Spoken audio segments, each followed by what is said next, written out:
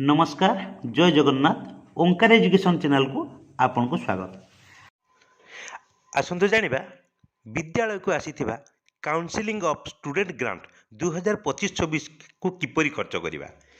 देरी न करी लेट्स स्टार्ट। चलित 2025-26 शिक्षा वर्ष रे प्रथम थर पई समस्त एलिमेंटरी विद्यालय गुडी को आसीछि काउंसिलिंग ऑफ स्टूडेंट ग्रांट जार परिमाण रही 200 टंका।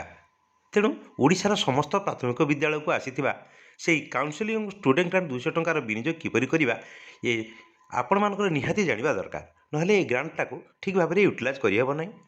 तेणु करी आपण ए काउंसिलिंग ऑफ स्टूडेंट ग्रांट कोन सेही बाबद को प्रथमे भल भाबरे बुझिबा दरकार।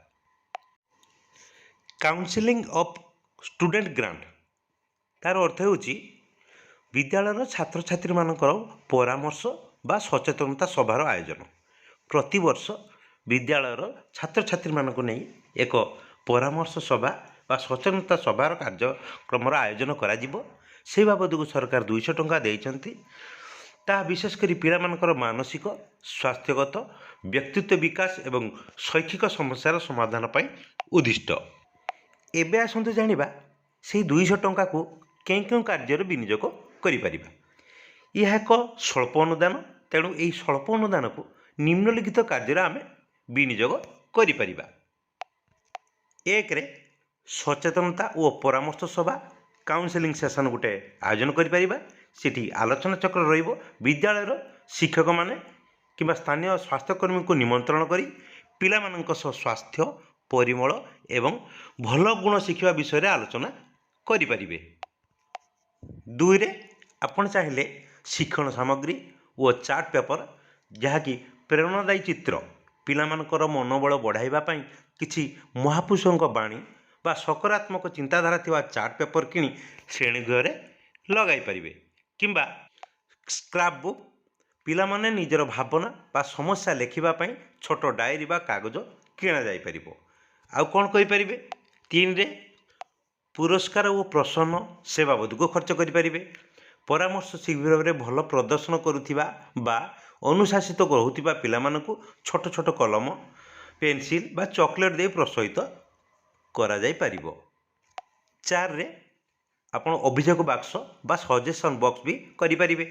जदि विद्यालय रे नाही तेबे गोटे छोट बाक्स प्रस्तुत करा जाई परिबो जेउथरे पिला माने निजर समस्या विषय लेखि अज्ञात रे पकाई परिबे। यह सेमानकु मानसिक चापर मुक्ति देवार साहाय्य करिवो। मने रखंतु एही अनुदानर विनियोग परे एहार रसीद भाउचर साइट रखिबा सह विद्यालयर कैशबुक रे एहा एंट्री करिबा जरूरी। एहा सहित कार्यक्रम रे एक छोट विवरणी रजिस्टर लिपिबद्ध करिबा जरूरी। एबे आसंतु जानिबा काउंसिलिंग ग्रांट रो उद्देश्य कोन। पिला मानकर भय दूर करिबा। पिला मानक मनरु विद्यालय प्रति थिबा भय को से दूर करि परिबा। आत्मविश्वास बढ़ाइबा। शिक्षक और छात्र छात्री मध्य एक बंधुत्वपूर्ण संपर्क स्थापन करिबा। अभिभावक सह आलोचना या भी करि परिबा जे पिलाटीर आचरण रे परिवर्तन आनिबा पई अभिभावक को परामर्श करि परिबा। सूचना यही खर्च करिबा परे विद्यालयर कैशबुक एवं भाउचर रजिस्टर रे एहार हिसाब रखिबा सहित उपयुक्त बिल संलग्न करिबा आवश्यक। एबे आसंतु जानिबा ए 200 टंकार खर्च करिबा पई किछि नमूना। 200 टंकार भाउचर एक नमूना दिया जाइछि। आपण टिके नजर पकांतु। डेट तारीख अनुसार बसे देबे कोन कोन खर्च करिवे 200 टंकार। काउंसिलिंग ऑफ स्टूडेंट ग्रांट बाबद को 200 टंका। परामर्श शिविर पई आपण 100 टंका खर्च करि परिवे। आनुषंगिक सामग्री पेन पेपर चार्ट पेपर इत्यादि पिला मानक पई हल्का जलखिया बिस्कुट पई आपण आउ 100 टंका खर्च करिवे। सर्वमोट 200 टंकार को भाउचर करिवे। एक सौदा दुकान किंबा स्टेशनरी दुकान रो आपण ओटा किनि परिवे 200 टंकार भाउचर करी। आपण मु भाबुची एही काउंसिलिंग ऑफ स्टूडेंट ग्रांट कोन आउ ताकू किपरि विनियोग करिबा तार बिल भाउचर किपरि प्रस्तुत करिबा आपण माने बुझी जाइतिबे।